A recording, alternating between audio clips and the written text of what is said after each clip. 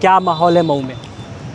मऊ ही नहीं, पूरे पूर्वांचल में एक तरफा समाजवादी पार्टी और इंडिया गठबंधन की लहर चल रही है और पूर्वांचल बहुत ही गुस्से में अपने बच्चों के भविष्य को लेकर के जिस तरह से शिक्षा में इलाहाबाद यूनिवर्सिटी में 400 गुना फीस बढ़ा दी गई, जिस तरह से फीस बढ़ोतरी के खिलाफ विद्यार्थी परिषद के बच्चों ने कुल सचिव को पीटा था गोरखपुर के अंदर, जिस तरह से तमाम सारी नौकरियों में पेपर जो लीक हुआ है, इससे नौजवानों के भविष्य के साथ तो खिलवाड़ हो ही रहा है, लेकिन उनके गार्जियन बहुत ही गुस्से में हैं।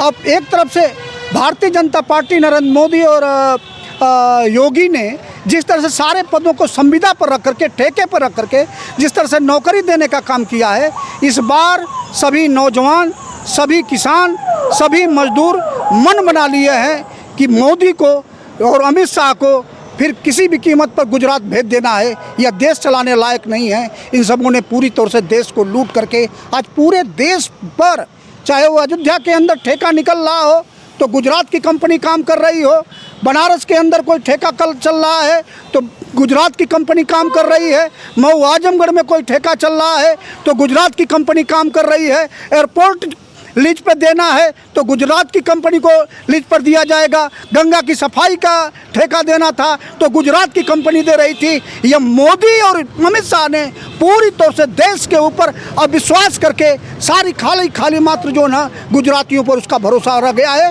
पूरा देश गुजरातियों को सबक सिखाने के लिए तैयार है। जो गुजरात गांधी का गुजरात था, दुनिया के अंदर प्रसिद्ध हुआ, आज इन सबों ने पूरे देश पर ऐसा बदनुमा धब्बा लगा दिया है कि पूरा देश इस बार मन बना लिया है कि मोदी योगी को ठिकाने लगा करके यह सब सफ़ेद बसन अपराधी हैं, पूरे देश को लूटे हैं, इसलिए इनको जेल भेजने की तैयारी है। इनको जेल ही जाना पड़ेगा, ये बच नहीं सकते हैं। प्रधानमंत्री जी कहते हैं इस बार 400 पार और तीसरी बार शपथ लेने जा रहे हैं। प्रधानमंत्री जी ये एक जुमला बोलते हैं, जैसे 200 करोड़ रुपए 2 करोड़ लोगों को रोजगार देने का वादा किया, 15 लाख रुपए हर खाते में भेजने का काम किया, जो वादा किया ये जुमला था। उसी तरह से देश के लोगों के सामने जो उसने कहा कि 400 हम बनाएंगे, पूरी जनता ने सबक उसको सिखा दिया है कि तुम मात्र 420 हो। ठगों को देश फिर जो है गद्दी देने के लिए तैयार नहीं है, यह पूरी तरह से उनको ठिकाने लगाने के लिए तैयार है। इस बार देख लीजिएगा 140 से ऊपर भारतीय जनता पार्टी कहीं दिखाई नहीं देगी, इनके सीटों के लाले पड़ जाएंगे। और उत्तर प्रदेश और बिहार में तो एक तरफा लहर चल रही है। यहाँ का नौजवान, यहाँ ग्रामीण परिवेश में नौजवान अग्निवीर योजना जो लाई है वो नौजवानों का सरकलम किया जा रहा है। यह पूरी तौर से भविष्य अंधकार हो गया है, इसलिए सारे लोग एक बार मन बना लिए हैं कि पहले इनको ठिकाना लगाया जाए और ऐसी हम सरकार बनाएंगे जो डॉक्टर भीमराव अंबेडकर ने नौजवानों को नौकरी और संविधान में व्यवस्था दे करके आज वो टॉप बॉटम पर खड़े थे और 10 वर्षों के अंदर मोदी ने एक अभियान चला दिया है कि फिर इनको ले आकर के इनके बच्चों को जीरो पर खड़ा कर देना है कि जहाँ से ये उठे थे वहीं चले जाएं। इसलिए पूरा का पूरा समाज गुस्से से पूरी तौर से खड़ा है कि हम 1 जून को ठिकाने लगा देंगे। फिर यह कहीं से भी यह नकली राष्ट्रवादी लोग कहीं बोलने की बीजेपी कहते उन्होंने आवाज़ दिया, 5 किलो राशन दे रहे जनता को। वो डबल इंजन की सरकार है, उन्होंने उत्तर प्रदेश और देश में विकास किया।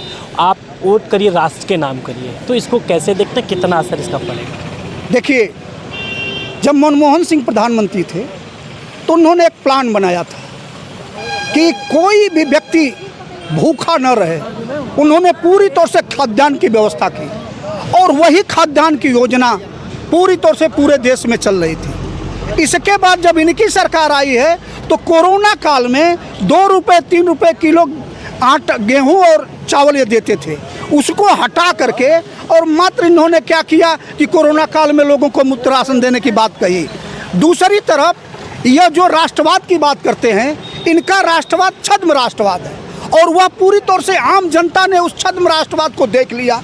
जिस तरह से आज स्टेट बैंक के आयुक्त ने चुनावी बॉन्ड पर किसी के हाथ छापा डाल रहे हैं और तीसरे दिन जब पैसा आ रहा है तो छापा बंद कर दिया जा रहा है। कोई पैसा दे रहा है तो 3 दिन के बाद अरबों रुपए का उसको ठेका दिया जा रहा है। ये नकली राष्ट्रवाद है, ये लुटेरों का राष्ट्रवाद है, ये गुंडों का राष्ट्रवाद है। और इस देश में गांधी का राष्ट्रवाद था जो पूरी दुनिया में सिरमौर था। जयप्रकाश नारायण और लोहिया का राष्ट्रवाद था जो नौजवानों की तरक्की की बात कर रहा था। और इनका नकली राष्ट्रवाद है जो देश के संविधान को ख़त्म करके और फिर उस आवाम को वही ले जाना चाहता है। इसलिए यहाँ की जनता पूरी तौर से सबक सिखाने के लिए तैयार है। मुद्दों पे वोट होगी इस बार? इस बार पूरी तौर से मुद्दों पे ही वोट चल रहा है, धोखे पे वोट नहीं जा रहा है। जनता मुद्दों पे जा रही है। एक तरफ जनता के सामने साफ कर दिया गया कि बिहार से जो अलग चलाया गया जाति जनगणना का, और प्रधानमंत्री ने उसको खारिज कर दिया। बिहार में जाति जनगणना हुई। बिहार में जहां पूरे देश में पदों को समाप्त कर दिया गया, बिहार में पद सृजित करके 5 लाख लोगों को रोजगार दिया गया और उसी का पूरी तौर से देश में लागू किया जा रहा है। अकेले रेलवे जो जीवन संजीवनी कहा जाता था, लोगों को अधिक से अधिक रोजगार दिया जाता था। 10 लाख पद अकेले रेलवे को शून्य करके वहाँ के सारे ठेके पर रख करके आज नौजवानों के साथ धोखा देने का काम हो रहा है।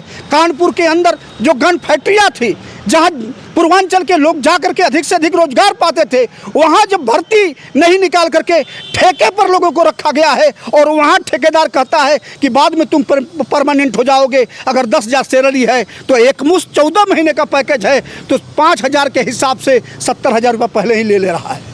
यह लूट चल रही है। यह पूरी तरह से ठेकेदारों के माध्यम से यह मोदी और योगी ये लूट करा रहे हैं और यह जनता पूरी तरह से समझ चुकी है। ऐसे लुटेरों को फिर गद्दी देने के लिए तैयार नहीं है। इनको किसी भी कीमत पर यह हटाएगी और इन गुजराती ठगों को यहाँ से उत्तर प्रदेश, बिहार और पूरे देश से भगा करके और कहेगी कि तुम गुजरात में भी रहने लायक नहीं हो, तुम राष्ट्रवादी नहीं राष्ट्रद्रोही हो। तुमने कोरोना की दवा लगा करके तमाम 4 लाख लोगों को मरने के लिए मजबूर कर दिया है। आज तमाम सारे लोग मर रहे हैं, इसलिए तुम राष्ट्रद्रोही हो। तुम्हारा घर जेल है, तुमको जेल भेजा जाएगा। जेल के बाहर तुम रहने